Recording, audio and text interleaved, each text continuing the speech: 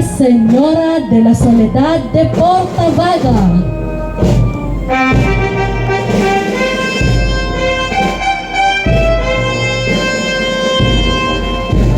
Ayon sa kasaysayan, bago nakuha sa baybayin ng Cavite ang larawan ng mahal na Birhen ng Soledad, noong gabi ng taon 1667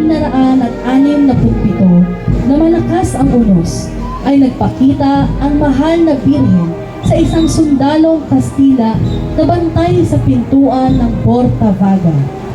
Kinaumagahan, natagpuan ang isang nakakwadrong larawan ng mahal na Birhen ng Soledad sa dalampasigan ng Kanyakaw, siyudad ng Cavite, sa mismong lugar na nagpakita umano ang mahal na Birhen.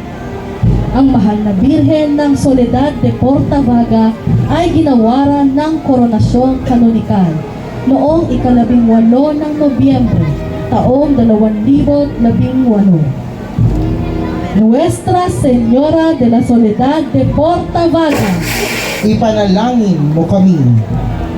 Kasama po ng Nuestra Señora de la Soledad de Portavaga, ang anak sa Pote Band at ang Cofradia de la Soledad de Portavaga Incorporated.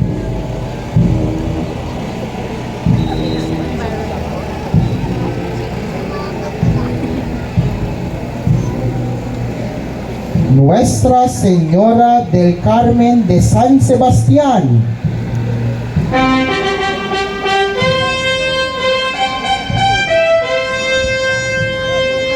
ang imahe na ito ay kasalukuyang nakaluklok sa Basilica Minore ng San Sebastian sa Quiapo, Maynila.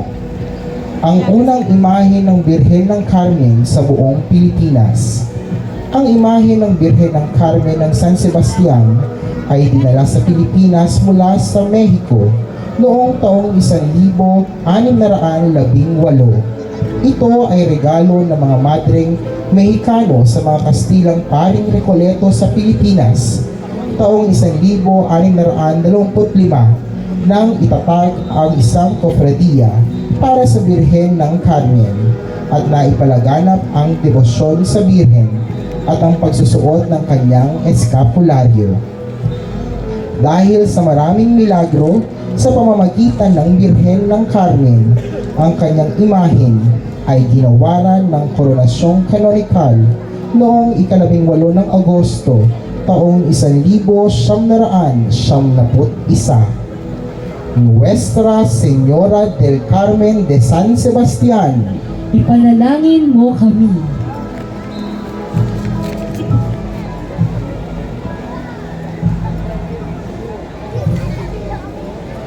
La Divina Pastora,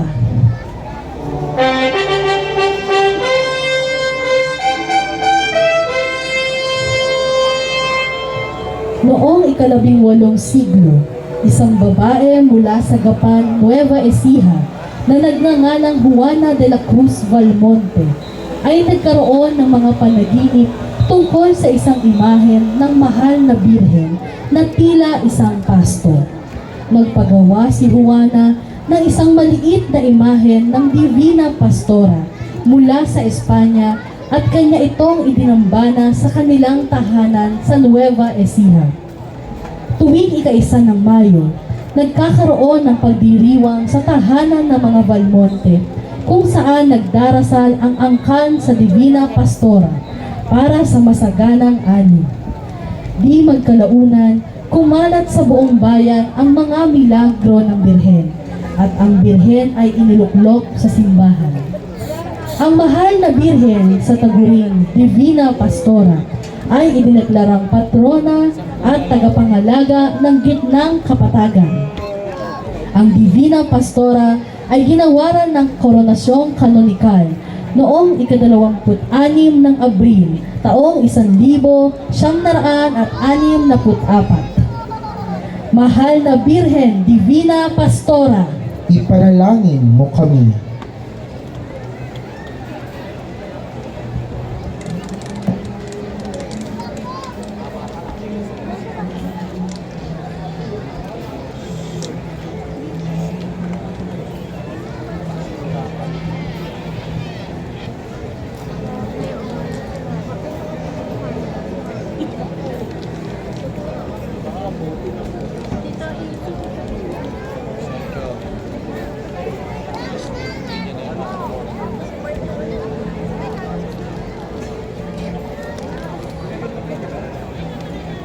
Hindi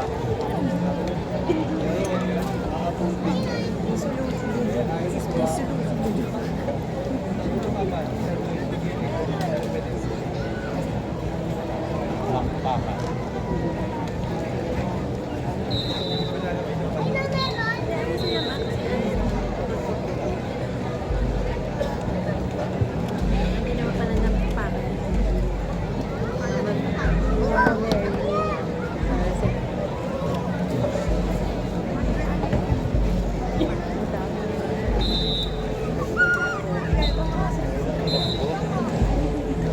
Traffic na.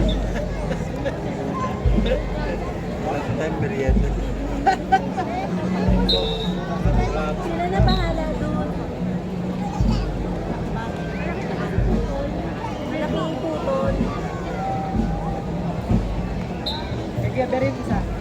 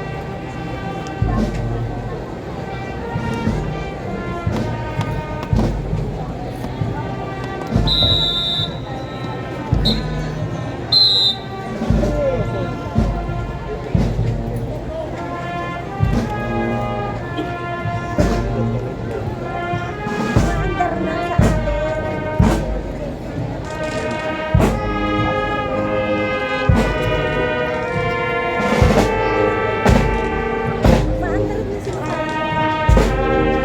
Nuestra Señora de Namakpakan.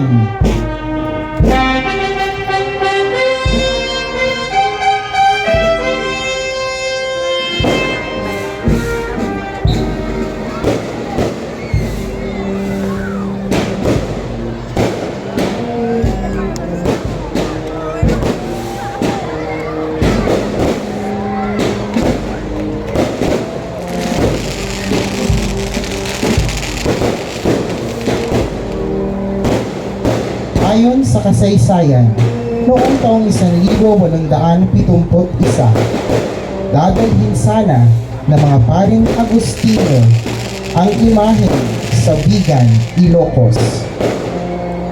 Ngunit dahil sa malakas na bagyong sumalubong sa kanila, ang kanilang paglalayag ay nahinto at napilitan silang dumaong sa isang lugar sa La Union.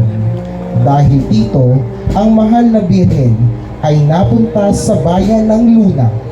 Sinalubong ng taong bayan ang pagdating na ito ng mahal na birhen sa kanilang bayan ng puno ng kagalakan at pananampalataya.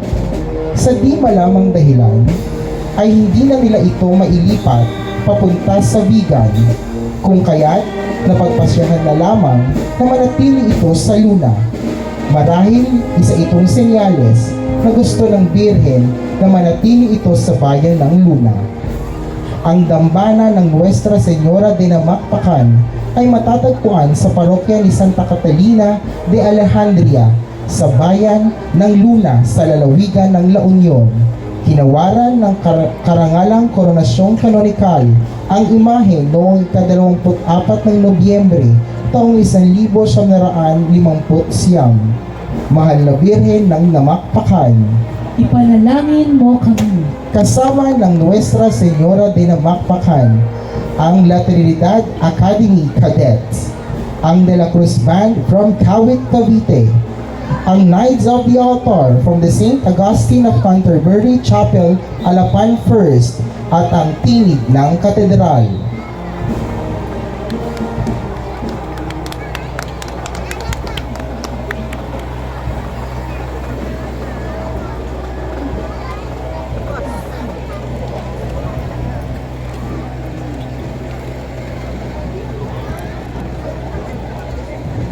Lumipat na si Ryan.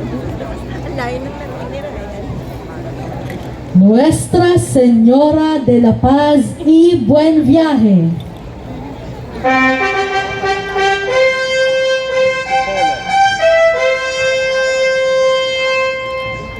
Noong ika-25 ng Marso, taong 1626, dinala ni Don Juan Niño de Tabora ang imahen ng mahal na birhen sa Pilipinas mula sa Mexico, sakay ang galyong El Almirante. Nang ito ay dumating sa bansa, sinalubong ito ng isang maringal na selebrasyon at ipinusisyon patungong Intramuros. Nang mamatay si Tabora, ang imahen ng mahal na birhen ay ipinagkatiwala sa mga paring Jesuita ng Antipolo. Noong panahon ng kalakalan, dinala ang imahen sakay ng mga galyong pangkalakal. Kaya nakuha nito ang pangalang Birhen ng Kapayapaan at Magandang Paglalakbay. Ang Birhen ng Antipolo ay ginawaran ng koronasyong kanonikal noong ika-26 ng Nobyembre taong 1926. Mahal na Birhen ng Kapayapaan at Mabuting Paglalakbay. Ipanalangin mo kami. Kasama po ng Nuestra Señora de la Paz y Buen Viaje, ang Knights of the Altar mula sa San Roque Chapel ng Pag-asa Community.